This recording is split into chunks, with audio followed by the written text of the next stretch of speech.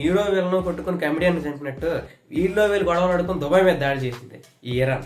ఎందుకు దాడి చేయాల్సి వచ్చింది? ఈ అమెరికా ఇజ్రాయెల్ కలిసి ఇరాన్ మీద దాడి చేశారు, వైమానిక దాడులు చేశారు.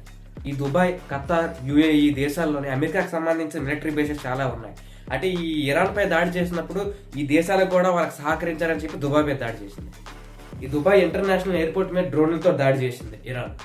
అమెరికాకి ఇరాన్కి జరుగుతున్న గొడవ ఇప్పుడుది కాదు, ఇది న్యూక్లియర్ వెపన్ కి సంబంధించిన గొడవ. ఈ ఇజ్రాయెల్ చుట్టుపక్కల ఉన్న దేశాలన్నీ కూడా ఇజ్రాయెల్ డైరెక్ట్ గా ఓడించలేవు. కాబట్టి ఈ టైంలో కానీ ఇరాన్ ఈయన అణుబాంబును తయారు చేస్తే తన మనుగడికే ప్రమాదం అని చెప్పి అమెరికా, ఇజ్రాయెల్ కలిపి అమెరికా వార్నింగ్ ఇచ్చింది, మీరు తయారు చేస్తున్న న్యూక్లియర్ వెపన్ ఆపాలని చెప్పి. దీంతో మీరెవరు చెప్పడానికి, మా దేశం మీద ఇన్స్ట్రక్షన్స్ పెట్టడానికి మీరెవరని చెప్పింది ఇరాన్. దీనివల్ల ట్రంప్ ఆమెకు కోపం వచ్చింది. అమెరికా, ఇజ్రాయెల్ కలిపి operation epic fury, operation rowing line అనే. ఇరాన్ ఏమనుకుందంటే ఇజ్రాయెల్ అటాక్ చేస్తే నైట్ టైం అటాక్ చేస్తుంది అనుకుంది. ఇది అన్ఎక్స్పెక్టెడ్ గా మార్నింగ్ అటాక్ గా జరిగింది. ఇరాన్ దగ్గర చూసుకుంటే 3 మద్దతు దళాలు ఉన్నాయంటే దీన్ని పెంచి పోషిస్తూ ఉంటది ఇరాన్ కంట్రీ.